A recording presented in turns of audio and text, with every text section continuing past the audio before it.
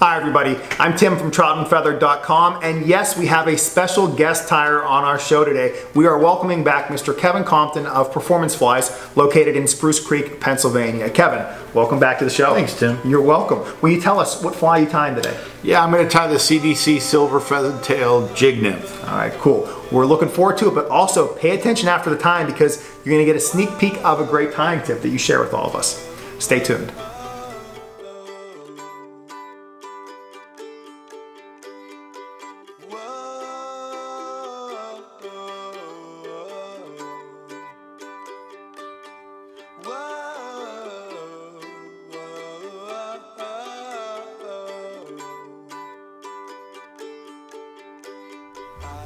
All right, Kevin, you want to give everyone a sneak peek of this fly? Sure. This is the CDC Silver Pheasant Tail. It was a pattern designed by Peter Durisik and myself in a Skype conversation. Very cool. And it's been a very, very good fly from Colorado to central Pennsylvania. That sounds good to me. You ready to get a clean hook in the vise and start tying? Yes. All right, let's do this. All right, Kevin, you want to take us through the CDC Silver Pheasant Tail? For this fly, I'm going to use a Hanak jig hook, a 450 Superb jig. I like the gap on that. And I'm using a 7/64 or 3.0 tungsten silver bead. The first thing I want to do is seat this bead so it doesn't move at all. It's important in the durability of the fly. What I do here is I add a drop of super glue once I start the thread, because what I found is that even if you glue beads directly to the hook shank, you have two problems. One is that bead, when it's wet, often will crack and come free from the metal of the hook, but also the thread helps the super glue absorb and keep it out of the hook eye, so you don't have any super glue running down through the bead into the eye of the hook. What I'm going to do here is counterspin my thread, which flattens the thread. I'm using a Fly D&K 80 denier polyester thread in gray, and I'm going to stop a couple wraps short of the bend. My tails here are going to be Coq de Leon. What I like to use is a Coq de Leon rooster saddle from Whiting, and I like to use the shorter spade feathers from the base of the saddle. They're straighter, stiffer, better speckled than the longer saddle feathers. So I'll take one, pull back the fibers perpendicular to the stem, which will even the tip lengths. Okay. Yeah. And then I'm going to come in here and cut. I typically use 3 fibers. I tie them sparse. I figure that first and foremost, this fly needs to sink as quickly as possible. And the more you tie on the back, more of a paintbrush style tail, the more you have to sink, and you have it just. I think it works a little better if you have a more sparse tail. So I'm going to measure that to the length of the shank. Mark it with my left hand, okay, and instead of tying it in right away here, I'm going to cut the Coq de Leon so that the butt ends extend to the bead of the hook. What this does is it enables me to keep the base of the fly very smooth and even. Okay. So I've taken a wrap of the tails right next to the last wrap I took. Okay, and what that's going to do is prevent a bump, which if you take too many thread wraps right at the bend of the hook, you'll create a little bump there, and you want to have a nice smooth slender body all the way through. And what I'm going to do now is take the twist out of my thread again, which keeps it flat, and wrap forward all the way to the bead. Okay? Sure. Now, this fly has 2 ribs. It has a brown holographic tinsel and extra fine silver wire rib, and they're ribbed right next to each other. I use Veevus brown holographic tinsel in the small, and I use extra fine silver wire. So what I'm going to do is take 2 take both strands and tie them in directly behind the bead. Again, take the twist out, which when I take a wrap allows the thread to move back towards the material, as opposed to if I cord it up, spin it clockwise, and wrap, it goes over the eye of the hook. Oh yeah, you're right. So take that twist out, take a soft wrap around, couple wraps, pull up, which seats it on the top. Now I'm going to take the ribbing material back to the tails. I'm going to hold that at a 45-degree angle above the hook shank and take my wraps one after the other. What this does is it keeps the material, the ribbing material, on top of the hook shank, and it also keeps the foundation of the fly then very even and smooth. But when I hold it at a 45-degree angle, every wrap I take, I'll exaggerate this wrap, starts up on the material and slides in place right next to the previous wrap. Okay, so keep that material right on top of the hook, wrapping back all the way to the tails. Okay, I can let that hang for a second. The body on the fly is natural pheasant tail fibers, and I'm going to take those right off the stem. I'm just going to cut, in this case, 2 fibers. Now that's very, very sparse, but this fly, again, I'd like it to be really sparse. So what I'm going to do at first here is there's a light tip to pheasant tail fibers. It's just about 1/4 of an inch there. What I'm going to do is cut that. That's the fragile end of the tail fiber, okay? And I'm going to tie this in so that the back end of the pheasant fibers reach back just to the bead. This again, when I wrap the thread back forward, will keep the body nice and smooth and even. So I'll take my wrap there.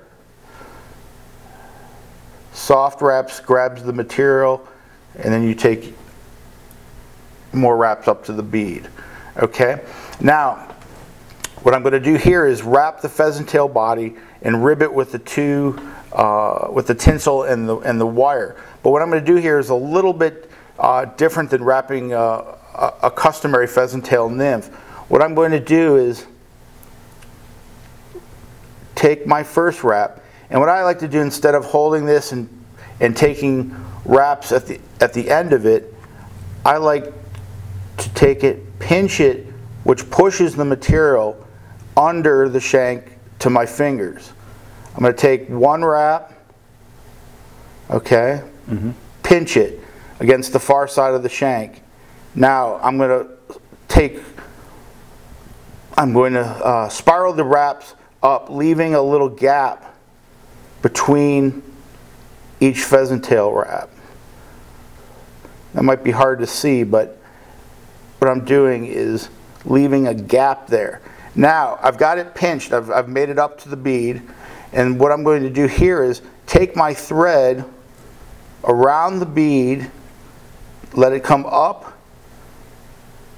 to the pheasant tail material, another wrap, pull up. That will secure the pheasant down. Now I'm going to take a couple wraps on the right and on the left of the material. I always wrap a couple wraps on both sides of the material, which actually locks it in. Instead of taking, say, 4 wraps right on the left of the material and creating a bump, I take 2 on the left, 2 on the right, and again keeps thread bulk. And it kind of keeps everything like evenly distributed there. Exactly. Okay. And then I can cut out what's left of the pheasant. Okay. Now, when I rib these 2 materials, I wrap them together. It helps both in efficiency and it's actually easier than wrapping the tinsel first, say, and then following it with the wire. So I'm going to even these up and come through, watch the hook point, through each gap in the pheasant tail. So you're trying to hit those open spots. Exactly. Exactly, which leaves the fuzzy little rib intact on the pheasant tail. and then I take a couple wraps up towards the bead. Okay, now to tie this off, I don't want to take my bobbin and drop it over. I lose control of my bobbin, of the thread rather, when I do that. What I do instead is I switch hands. Take a wrap which will be on the left of the material, move it over, take a wrap on the right. I'll take the material again, switch hands and back, wrap on the left, wrap on the right. So again, it keeps it really even, and you minimize your thread bulk. And cut those two ribs out. So now we have the body done. The next part of this fly is the wing, so to speak, or veiling of CDC, which extends out over the body back towards the tails. That's the truly unique part of this fly. And one interesting thing is that this pattern I designed with a buddy from Slovakia, Peter Durisik, on Skype. We actually went through and designed a fly just in a conversation. And so I need to credit Peter for the CDC part of this fly, which really makes it unique, and I think it explains why it works much better than the many silver-headed pheasant tail nymphs that are out there being fished. So I'm going to take a CDC feather and pull the base fibers back so that they're perpendicular to the stem. I'm going to strip off the bottom fluff. Okay. Now, what I'm going to do here is I want to use about 1/4 of an inch of these fibers right here. It's going to be a sparse veiling. So what I'm going to do is take that, grab the tips of the CDC fibers, and pull the stem away. Okay. What you have there then are the little curly ends that came off the stem. What I do now is I cut those off and bundle up the CDC. Mm-hmm. Okay. Now the length doesn't matter. In fact, the way that Peter ties these in, they're of varying lengths, and they extend back almost to the end of the tail. So what I'm going to do here is measure the length, switch hands. Now the butt ends are all uneven. What I'm going to do is cut that to square it up. Now I've got a nice even point to tie these in. Again, take the twist out of the thread, which rolls the thread back towards the material.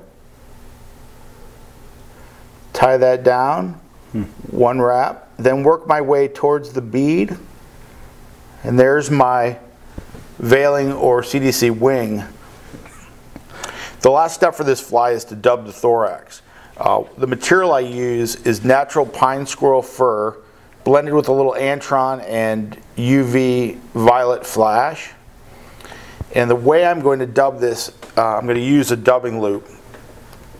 And the way to form a dubbing loop is to extend some thread out from the bobbin, use your middle finger, create a V, take the thread up to the shank, take 2 wraps, okay, then take the bobbin around the top of the loop and take 2 more wraps. That locks the loop closed, okay.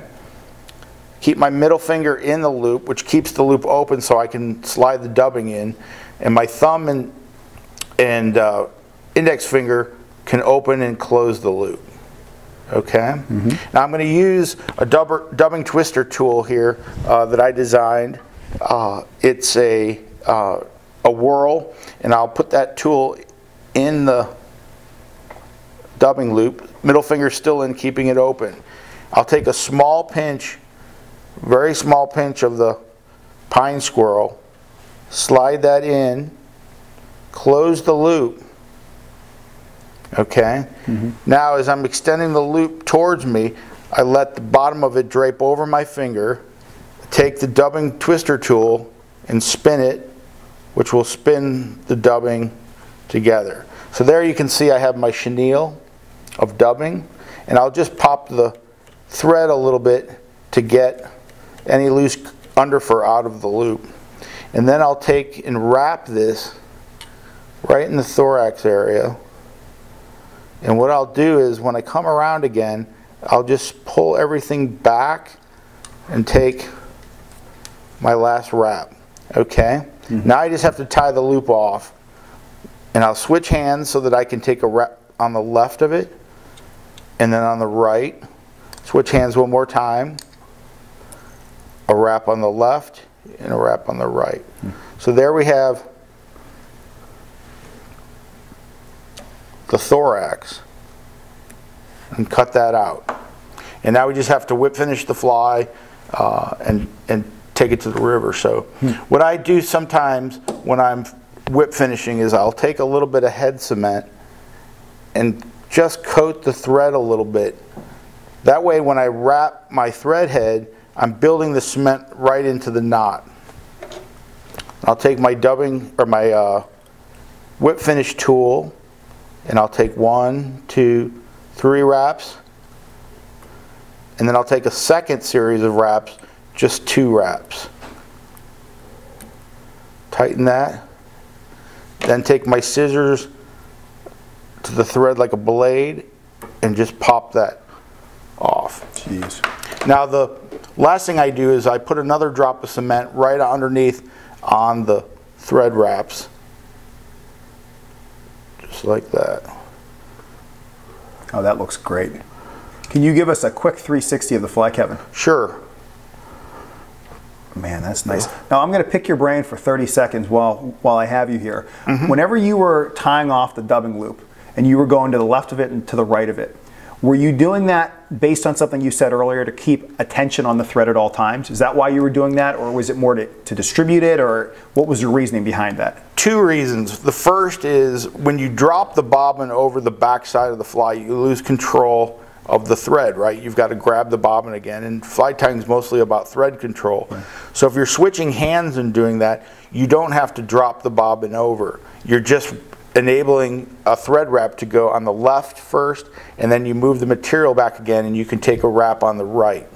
Okay, and then and the second thing is that minimizes thread bulk. You don't build a little bump where you'll have a cliff in your material. Those are really the reasons why I do that primarily. Okay, my last 2 questions, then I'll take you off the hook at this point. So I'm going to kind of ask about the CDC, and there's 2 things. The first thing, I noticed you tied the CDC on the top of the fly, which theoretically will be the bottom whenever it's in the water. Now, in my opinion, the fly's rolling on the bottom. Is that your kind of opinion as well, that it doesn't matter where you're tying it in because this fly is going to be moving in the water, or was there an intentional reason why it's tied on one side versus the other? I can only guess at that because the CDC wing or veiling, whatever you want to call it, was Peter's idea. And I think he had in mind that it wouldn't matter what side, because the purpose of the CDC, which is a subsurface material, has a lot of movement, a lot like marabou. Okay, and it just gives a lot of motion to the fly, and CDC also tends to trail bubbles because of the microbarbules that are on each fiber.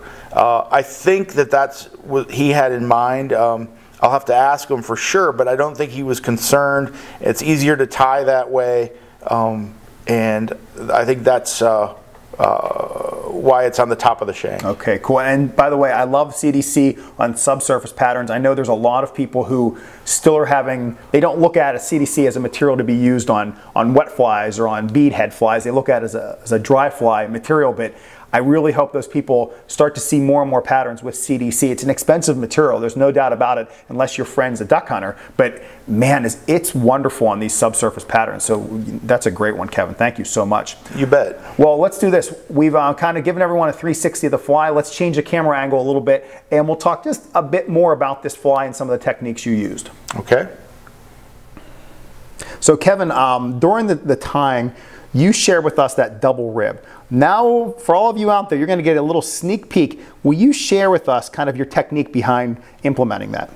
Sure. I tie a lot of double rib flies, and one way that I found to speed up the process of tying is to use my bobbin holder to hold spools of wire and tinsel.